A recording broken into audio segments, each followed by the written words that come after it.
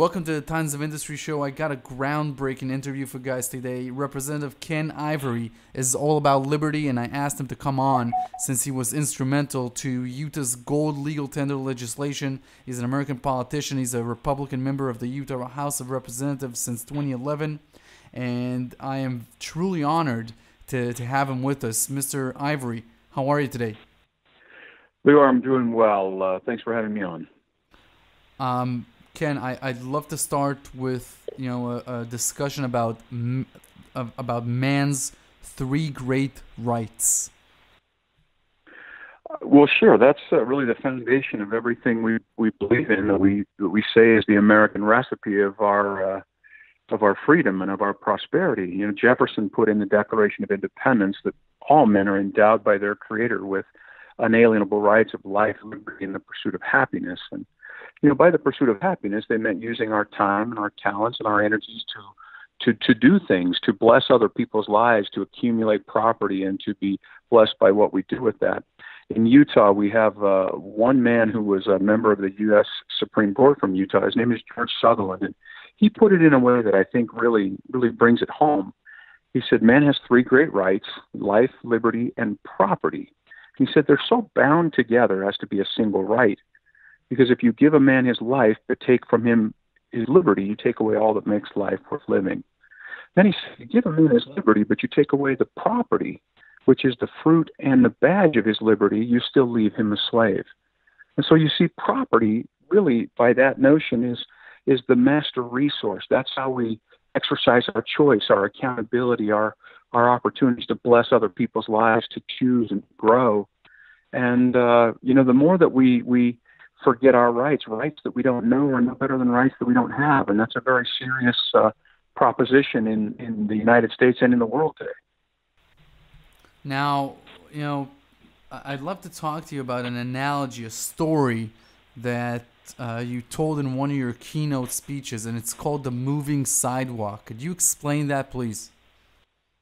Yeah, true story. I'm in Denver, and I love the Denver airport because they have the most amazing shoe shine people ever. They use these flame things to somehow shine your shoes. It's incredible. But I'm walking in the Denver airport with this layover, and they have these moving sidewalks that go clear down the terminals. And there's a big sidewalk moving one way, and next to it there's a big sidewalk coming the other. And I'm walking up, and I've got my bags, and I'm moving toward this moving sidewalk. And there's a woman next to me, and she's loaded down with all of her baggage, and we're walking toward the moving sidewalks, and I hit one on the right that starts propelling me forward, and not knowing, she hits the one on the left that's coming against her.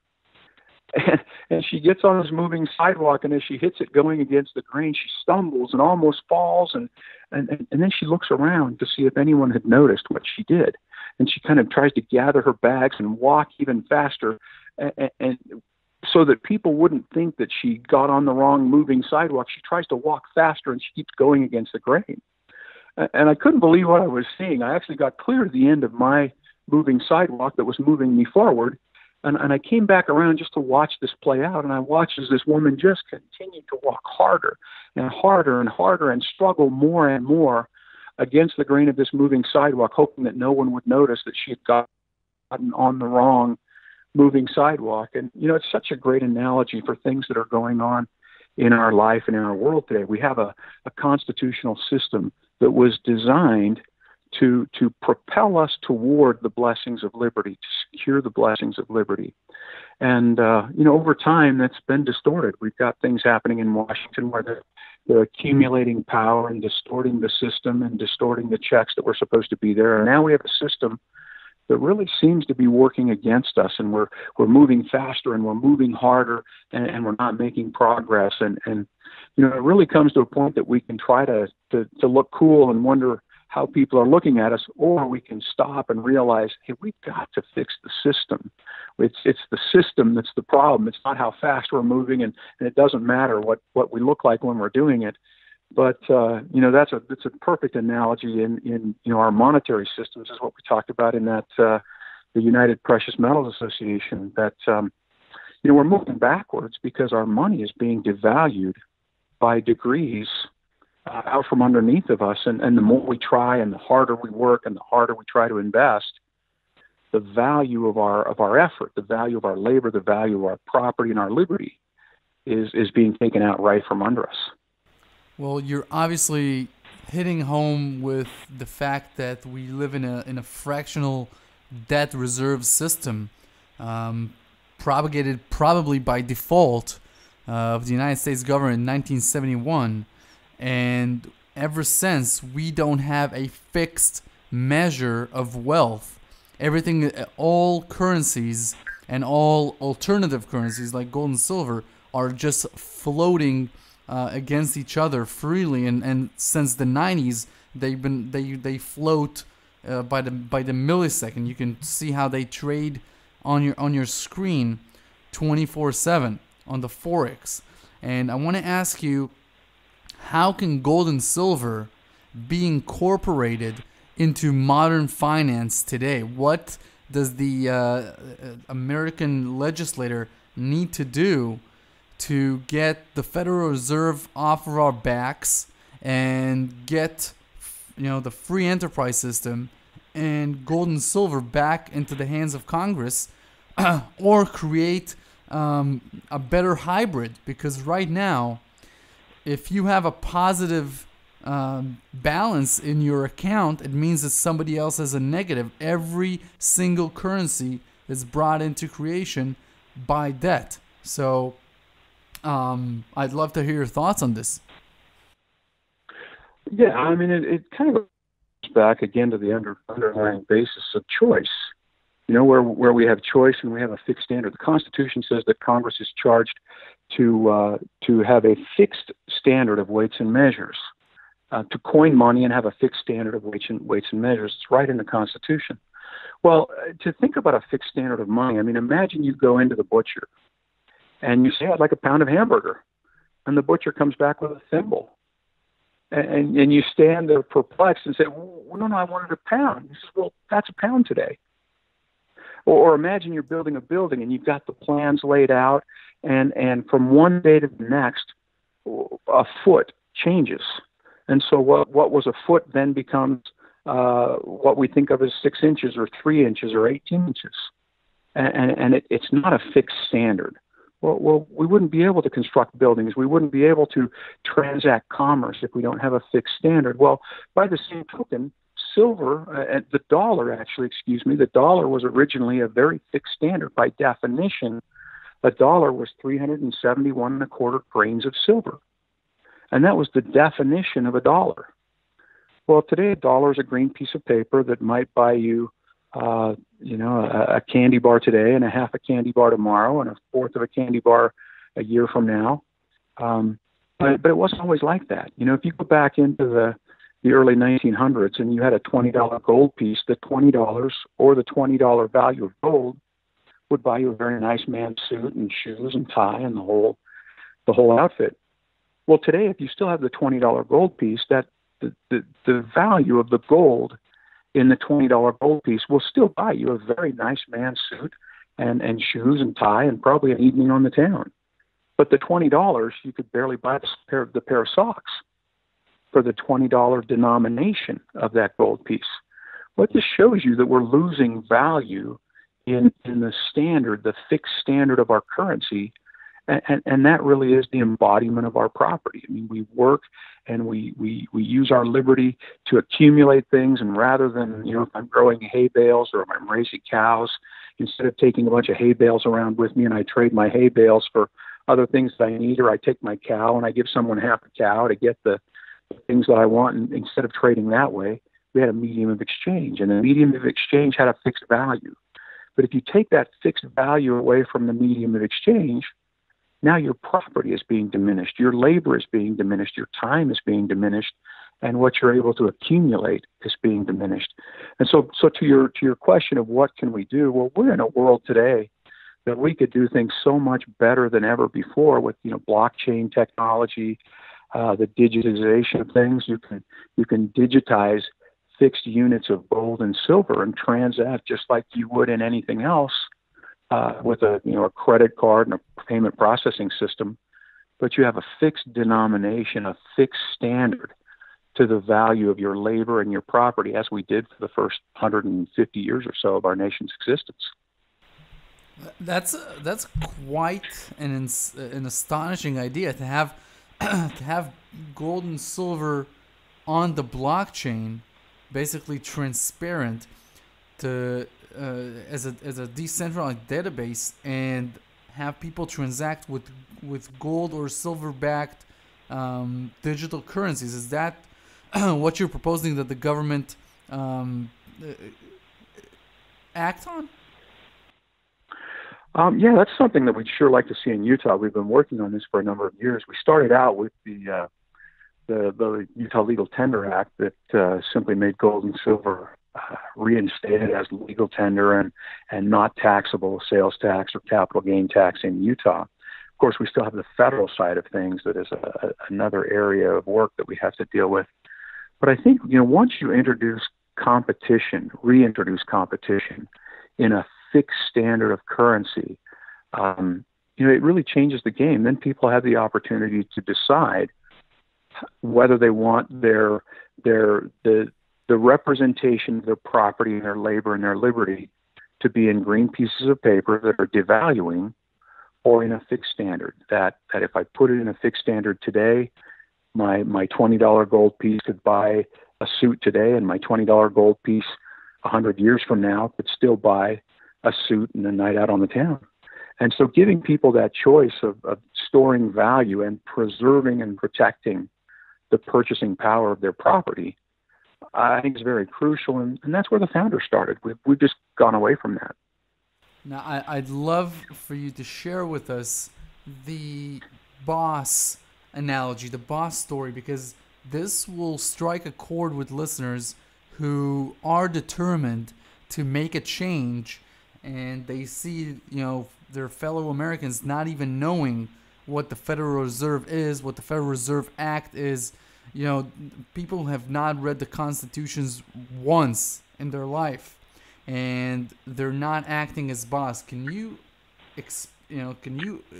really take us back to the fundamentals of what is a republic, what is the Constitution, and why people need to, take action? Yeah, it's very fundamental. And rights we don't know are no better than rights we don't have, and rights we don't exercise are no better than rights we don't have. Our system was established to create a system of self-governance, and even in a large republic, to break it down into what they called a republic of republics, or a compound republic, so that our voice is leveraged throughout the system. I'll give you an example. When I was a young man, I grew up, my father was in the car wash business, and I started when I was 8 years old, washing and drying and folding towels and walking through the grease pit and welding and all sorts of things, and I knew all sorts of things about this car wash operation. Well, as about a 22-year-old young man, my dad made me the manager of this car wash, but he had some people working for him that were older. They were bookkeepers and general managers and different types, and my dad was kind of a little hands-off, and they were starting to undermine what I was doing. And I found out that they were cheating my father and doing some different things. Well, as they continued to undermine what I was doing, eventually my father came and he said, "Hey, I think I need to let you go. I need to let you go. I don't think you're good for this business." Now, I knew all about the car wash, but I didn't know how to be the boss, and I didn't know how to deal with these people, and they were older than I was, and I didn't know how to act like the boss, and so consequently, they didn't treat me like the boss. Well, in our system, it turned the notion of sovereignty on its head. Sovereignty before the United States of America came from the top down, and you'd have a king who would declare himself his power descended from God, or you'd have all sorts of oligarchs that would take their power, and then they would concede certain powers to the people. But in the United States, we said no.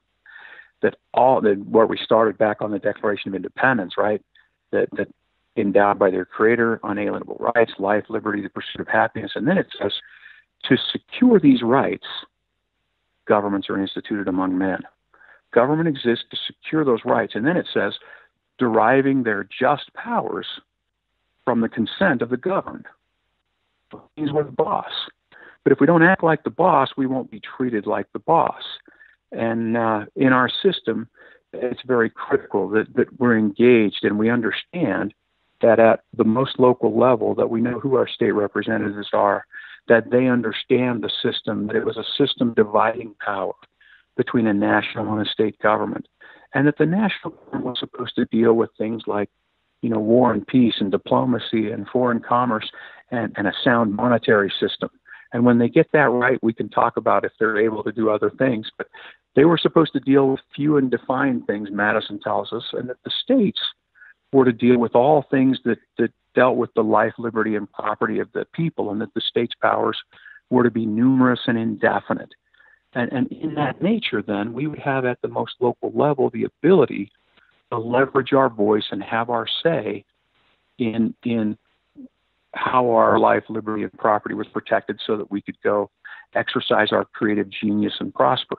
Give you a quick example. I was in Colorado about a year ago, and my wife and I were there on an anniversary trip, and we were talking to, it was a resort town. We were talking to a guy that was a transplant from New York, had been there forever, and he says, "So what do you do?" I said, "Well, I'm in the state legislature." And he says, "Well, what do you focus on?" And I thought to myself, if I tell him federalism, he probably won't appreciate what that means. I said, "Well, that bicycle you have right there, think about if your bicycle were sitting back behind the barn for years and years and years, and the front tire was sitting out in the sun, so much so that it was just bloated and about to explode. And the back tire had been sitting in the shade for years, and the rubber was just cracked, and it was about to just have the rubber fall right off the rim, and it's rusty, and the bicycle's in that condition." Now, this was right at the height of the last presidential election, right, that we were there.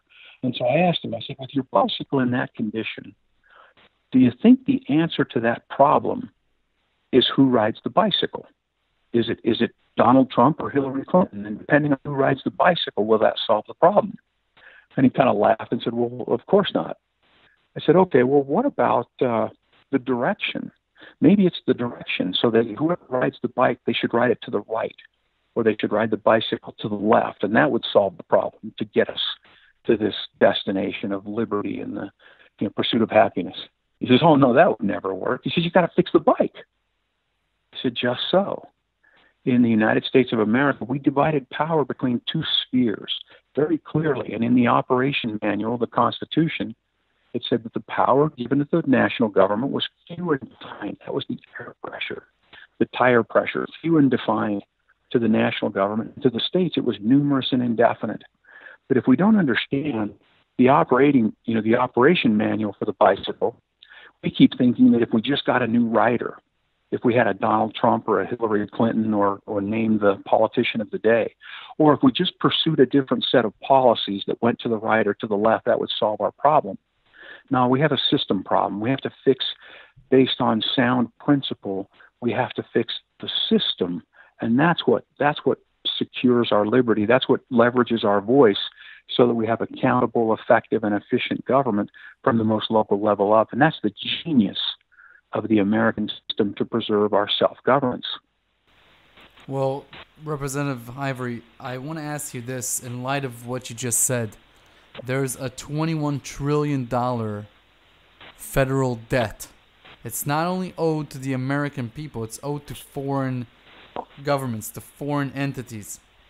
It is not something that will easily be wiped away or defaulted on or negotiated with other governments. This can really lead to war. Imagine if I owed you $2 trillion and I asked you to take a 50% haircut.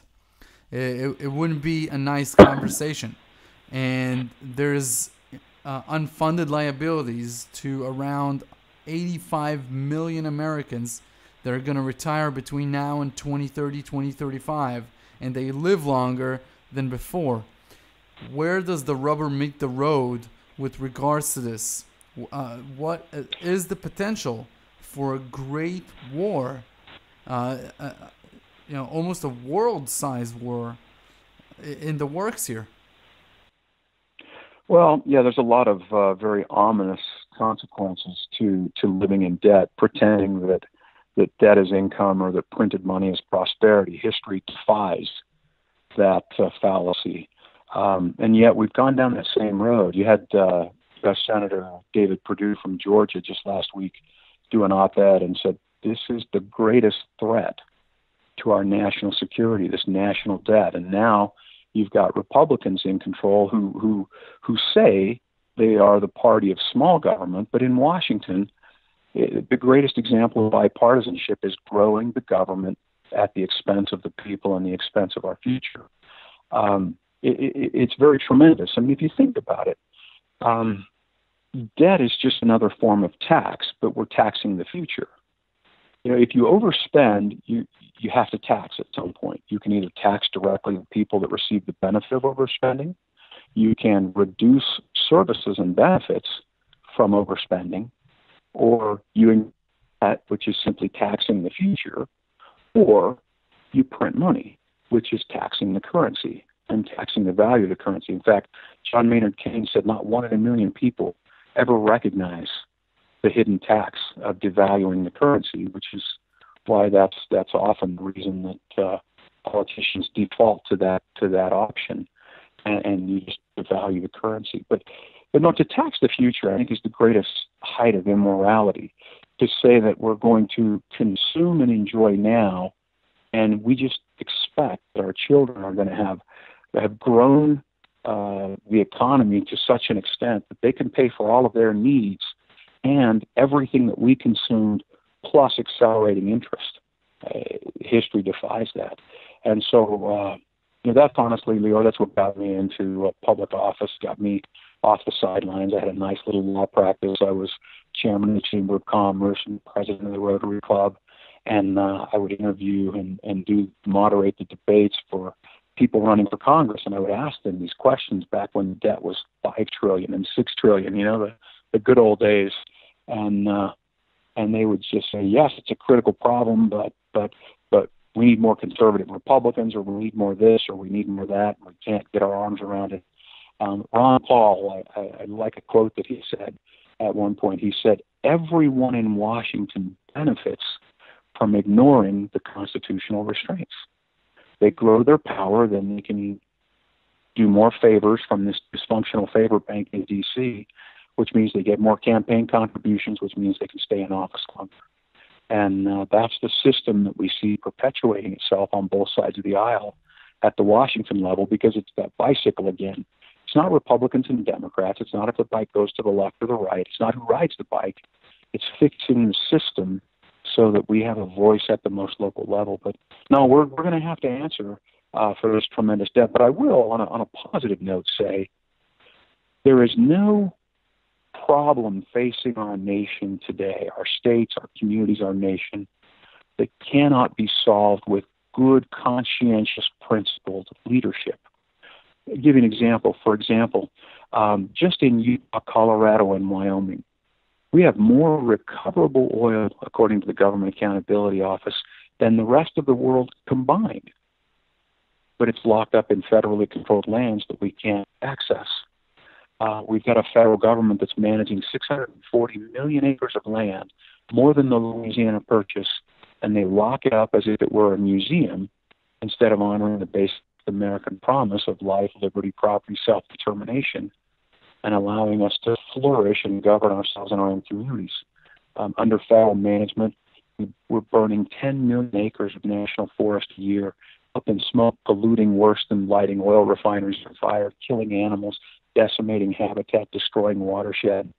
And that's what passes for environmentalism from a bureaucratic Washington policy. Now, it doesn't have to be this way. Leadership, if we step up and act like the boss and then bring good, conscientious leadership, people that understand the fundamental principles of America and the rest of the system, we certainly can work our way out of these things, but it will take persistence and faith and determination to get there. Is the country ready, in your opinion? I mean, most people do not know the Constitution. Most people do not know the Bill of Rights. It's not even taught at schools anymore, if I'm not mistaken, or not highlighted.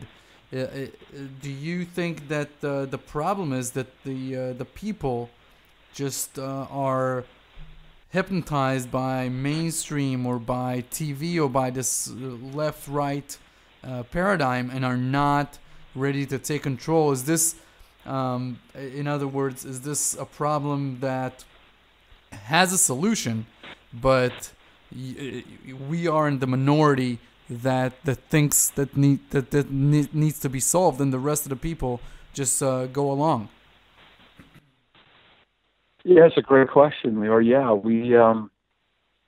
you're going back to that statement, rights we don't know are no better than rights we don't have, and rights we don't exercise are no better than rights we don't have.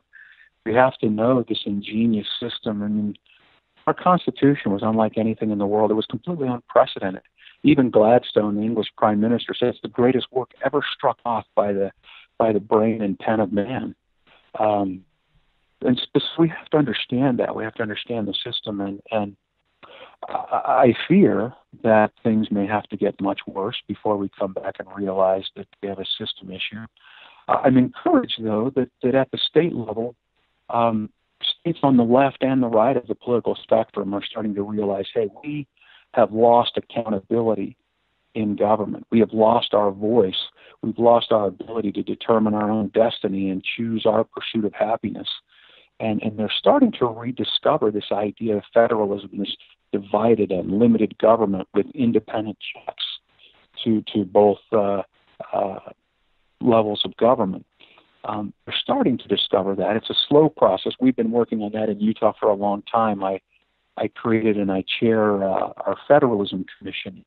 And at the Utah Valley University, we did a curriculum on federalism where we bring the top scholars of federalism in the nation to a conference, and we produced a 6-video series called Curriculum on Federalism. It talks about, look, this is not political. This is structural. And if we ignore and get structure wrong, liberty is always in peril. In fact, that's available if you search Curriculum on Federalism, Utah House of Representatives. You can pull this up. There's a 6-video course. It's about 10 minutes each. It's actually a continuing legal education credit for lawyers in Utah. I passed a bill that requires certain local, county, state attorney general, state legislative attorneys have to take this curriculum on federalism so that they understand the rights and the powers of a state that they represent. But yeah, it's going to take effort. Now, to the point of only a few people being awake, if you will, it's always been that way. You know, in the Revolutionary War, they estimate that about 3% to 10% were really actively mobilized, maybe a third that were in favor of the revolutionary effort, maybe a third just kind of on the sidelines, and a third that were opposed. And Samuel Adams, maybe it was Thomas Paine, I think, that made that great statement that said it doesn't take a majority, it only takes an irate, tireless minority setting brush fires in people's minds to prevail. Well, that's where you go. I mean, we have to understand these principles, and we have to teach, we have to find leaders that understand that it's a principle issue, it's a system issue, and not a policy or a personality issue to start moving forward. In fact, I've got available, I think it's on Amazon and eBay, a little book that I wrote to myself when I was first elected. I was intrigued by this idea that I, as a state legislator, would swear an oath to uphold the U.S. Constitution, and I wondered what power, what right do I have as a state representative to uphold the U.S. Constitution? I spent a number of weeks studying that question and sent my notes to a good friend, law professor, constitutional historian, Rob Nadelson, and he said, this is really good. We need to publish this. Can I write an introduction, and let's get this to every state legislator in the nation? The book is called Where's the Line? How States Protect the Constitution, and it comes from a statement from Thomas Jefferson. Thomas Jefferson said, we must strengthen the states, that the states erect barriers at the constitutional line that cannot be surmounted.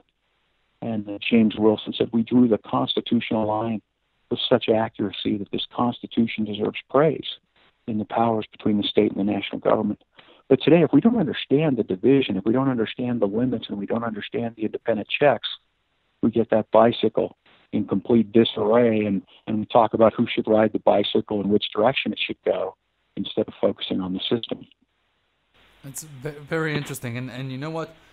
In early times, for the United States Republic, people didn't even know the name of the federal, of the president.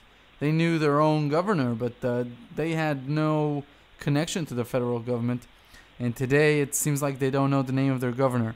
Ken, I know that many people that are listening to this interview would love to either express their gratitude or talk more about rights and liberties and gold and silver with you. Where can people, Americans, and people from around the world that are listening to this, how can they contact you if they wish to discuss any of these items with you? Well, we have a website called 3greatrights.com, the number 3greatrights.com. I can certainly engage there, and then I'm easy to reach. I mean, they search my name, my legislative information and email are all available online. I'm pretty transparent in that regard. But it is critical. It's absolutely critical that we understand that no one's coming to our rescue.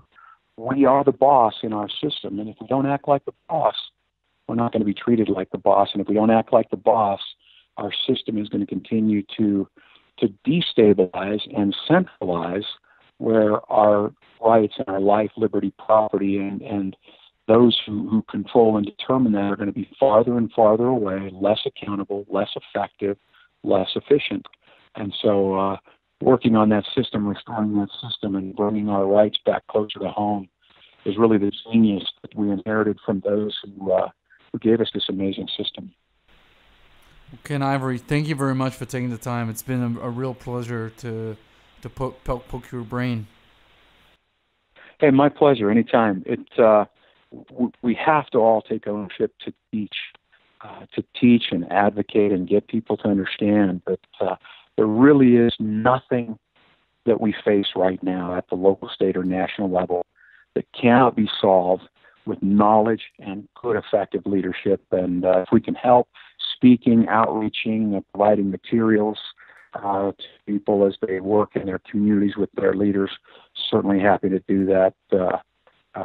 They can reach me at ken@3greatrights.com, the 3greatrights.com website, and just search my name on the internet. We come up. But it's time to stand. You mentioned the deaths, the criminalization, the regulation, the growing federal footprint, the debt. It's time for us to stand, that we don't push these things off to the next generation. Representative Ken Ivory, thank you very much. It's a pleasure. Thank you.